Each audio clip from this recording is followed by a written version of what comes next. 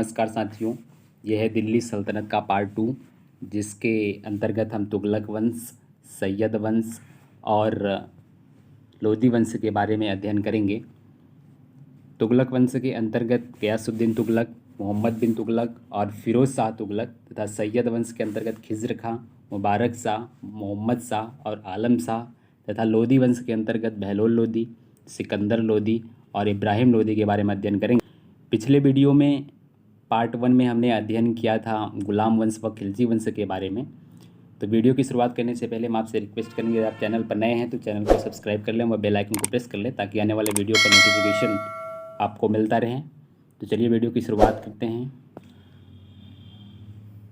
दिल्ली सल्तनत का ये तीसरा वंश है तुगलक वंश, जिसका समय काल 1320 से लेकर के 1414 ईस्वी तक रहा है। इसका प्रथम राजा गयासुद्दीन तुगलक या गाजी मलिक तुगलक वंश का प्रथम शासक था। इसने तुगलकाबाद नामक नगर का निर्माण करवाया और इसने सिंचाई के लिए नहरों का निर्माण करवाया। गयासुद्दीन तुगलक या गयासुद्दीन तुगलक और निजामुद्दीन औलिया के बीच संबंध कटुतापूर्ण हो गए थे। औलिया ने कहा कि हनूज दिल्ली दूरस्थ, अर्थात हुजूर दिल्ली अभी दूर है। इसके बाद 1325 से लेकर के 1351 ईस्वी तक तुगलक वंश का राजा मोहम्मद बिन तुगलक रहा। गयासुद्दीन की मृत्यु के बाद जौना खां या मोहम्मद बिन तुगलक सुल्तान बना और मोहम्मद तुगलक ने चांदी के सिक्कों के स्थान पर तांबे के सिक्के का प्रतीक मुद्रा के रूप में चलाया और कृषि विस्तार के उद्देश्य से दीवान कोही नामक विभाग खोला, जिसका प्रधान अमीर ए कोही होता था।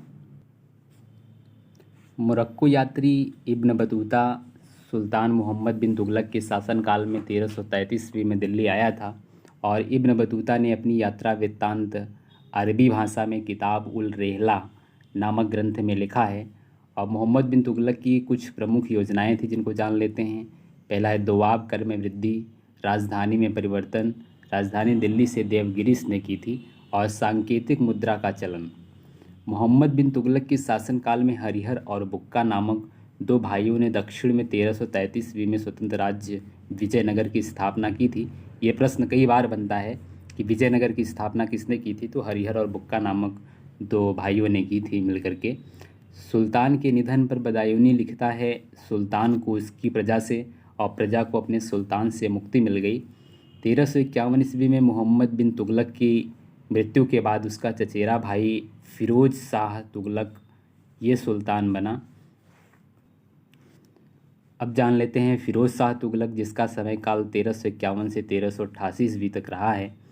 फिरोज शाह तुगलक ने हिसार, जो हरियाणा में स्थित है, फतेहाबाद, फिरोजपुर, फिरोजाबाद तथा जौनपुर नामक नए नगर बसाए तथा अनेक नहरें भी बनवाईं।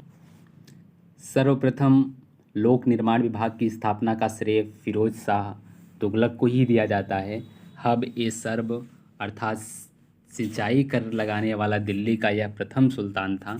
इसने ब्राह्मणों पर भी जजिया कर लगाया था। जजिया कर के बारे में हमने पिछले वीडियो में अध्ययन किया था कि गैर मुस्लिमों से लिया जाने वाला कर जजिया कर कहलाता था। इसने दासों की देखभाल के लिए एक पृथक विभाग दीवान ए बंदगान का गठन किया और फिरोज शाह तुगलक द्वारा स्थापित दार उल सफ़ा एक खैराती अस्पताल था।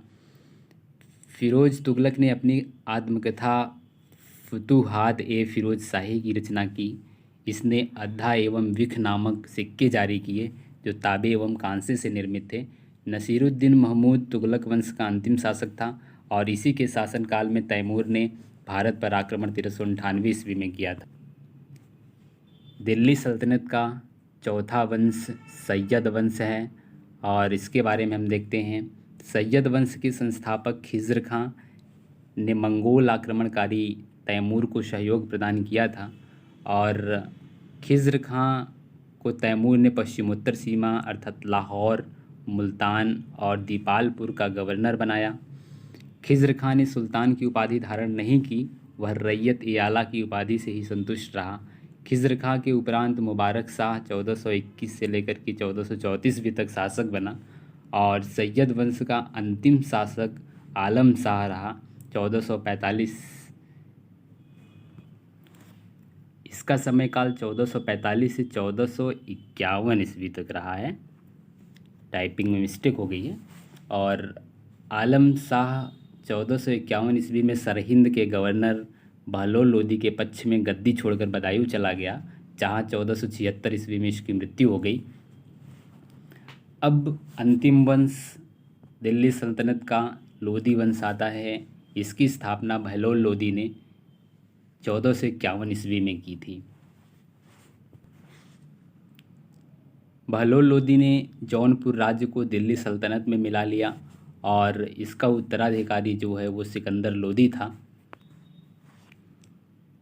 सिकंदर लोदी इस वंश का सर्वश्रेष्ठ शासक था, जिसका समय काल 1489 से लेकर के 1517 ईस्वी तक रहा है। इसने नाप के लिए एक पैमाना गज ए सिकंदरी प्रारंभ किया था और सिकंदर लोदी के आदेश से एक आयुर्वेदिक ग्रंथ का फारसी में अनुवाद किया गया, जिसका नाम फरहेंगे सिकंदरी रखा गया। सिकंदर लोदी के समय गायन विद्या का एक श्रेष्ठ ग्रंथ लज्जत ए सिकंदर शाही की रचना हुई और सिकंदर लोदी गुलरुखी उपनाम से कविताएं लिखता था। सिकंदर लोदी ने 1504 ईस्वी में राजस्थान के शासकों पर अपने अधिकार को सुरक्षित रखने के लिए आगरा नामक नवीन नगर बसाया था। और ये एग्ज़ाम का हिस्सा बनता है कि आगरा नगर की स्थापना किसने की थी, तो सिकंदर लोदी ने 1504 ईस्वी में की थी। मोठ मस्जिद का निर्माण भी सिकंदर लोदी के ही शासनकाल में हुआ, चूँकि यहाँ आपको दिखाया गया है, दिल्ली में स्थित है। और मोठ मस्जिद जो है स्थापत्य शैली का एक सुंदर उदाहरण है।